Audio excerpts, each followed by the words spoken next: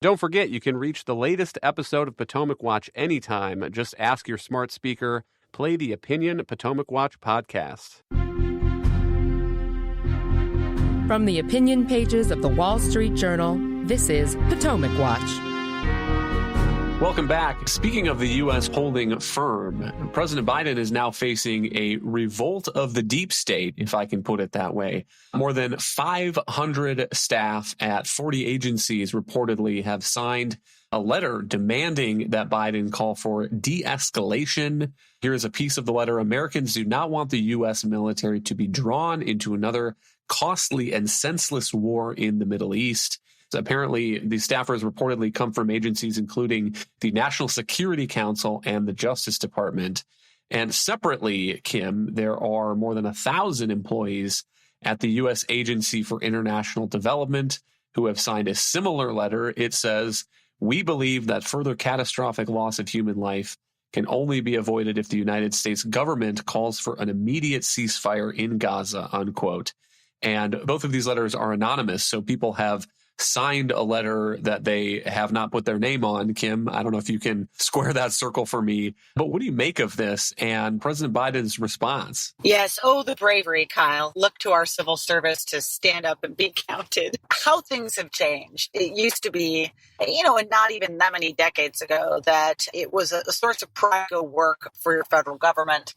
And there was a certain professionalism about the bureaucratic class that held that you were an expert in the job that you did. You were doing it on behalf of the American public, and that it was also likewise an honor to serve whatever president it happened to be in office who you served. As there's been many, many discussions, that attitude has entirely changed. We now have a bureaucracy which it may feel emboldened because it's essentially impossible to fire anybody there anymore.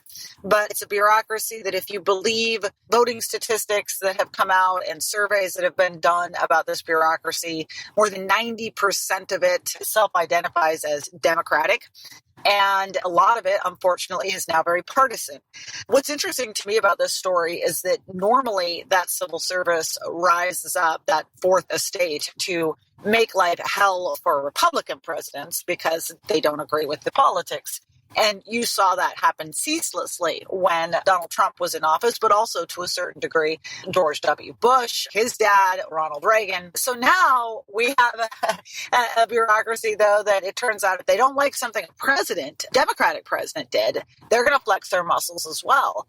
It's really remarkable to me because, again, how things have changed. It used to be that if you worked for the federal government and you vociferously objected to a policy, you would just honorably resign.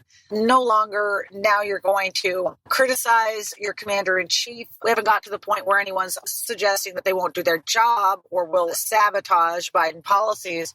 But it should nonetheless worry American taxpayers that that's something that could happen and that these are the sort of people that are stalking the federal rolls. And it should worry voters, I think. To me, this is a story about democracy. And it's true that we're talking about a relatively small number of people in the context of the enormous federal government that employs something like 2 million civilian workers. On the other hand, Elliot, there are all sorts of ways that federal employees can voice internal criticisms. That has been happening also at the State Department through these so-called dissent cables. But what I find so frustrating about these letters is they are not internal debate.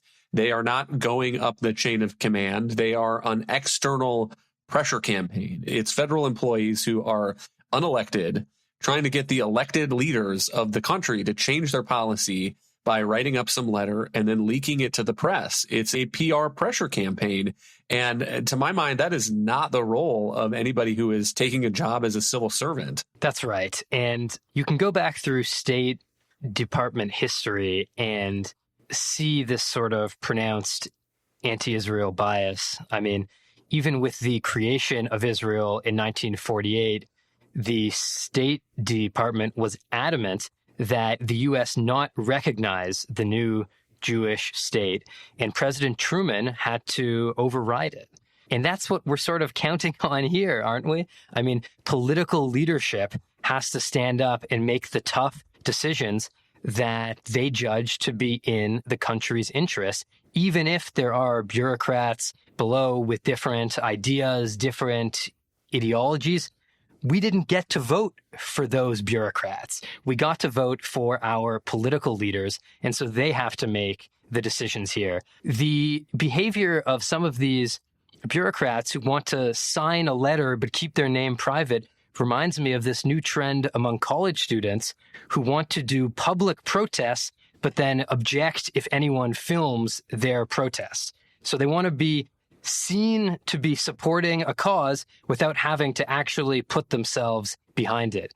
I agree with Kim. If they feel so strongly that this is a policy that they cannot carry out, resign, make a statement. The American people will hear that, respect that, and if they can make their case well, they might even persuade some people. But in a public letter that's somehow anonymous, leaked to the press, I don't think that sort of thing is even going to be effective in pursuit of their goals. Elliot, let me go back to you for a last word, but how do you think President Biden has done so far? I appreciate his rhetorical support for Israel. I think he's been right on that. I think it's also worth saying that his administration's Iran policy does seem at odds with what he's trying to accomplish elsewhere in the region. That's right. There are different ways of evaluating President Biden's policy. Part of it depends on how narrowly you look at it. If you look at this as just a war between Israel and Hamas, you may end up with a very positive view of how President Biden has handled this. I mean, there are still criticisms one could make. You know, the U.S. seems to be sort of micromanaging Israeli fighting in a way that doesn't always seem like it's in pursuit of Israeli victory. There are other interests at play, certainly. But, you know, there are some similarities to how the U.S. has maybe handled Ukraine, trying to help it win, but worried that it could be too effective, attack too much, and so it's sort of trying to restrain it even as it tries to help it fight. It's a sort of strange position to be in. But once you expand and once you look out, you see that the war isn't just Israel versus Hamas. You recognize that Hamas is a proxy of Iran, which has many other proxies which are also simultaneously firing on Israel every day. I'm thinking of Hezbollah in Lebanon, proxies in Syria, Iraq, Houthis in Yemen. I mean, we have a real, what Iran calls an axis of resistance firing on Israel at the same time. Now, President Biden does not want to look at it that way. He doesn't want this fight to escalate outside of the Israel-Hamas theater.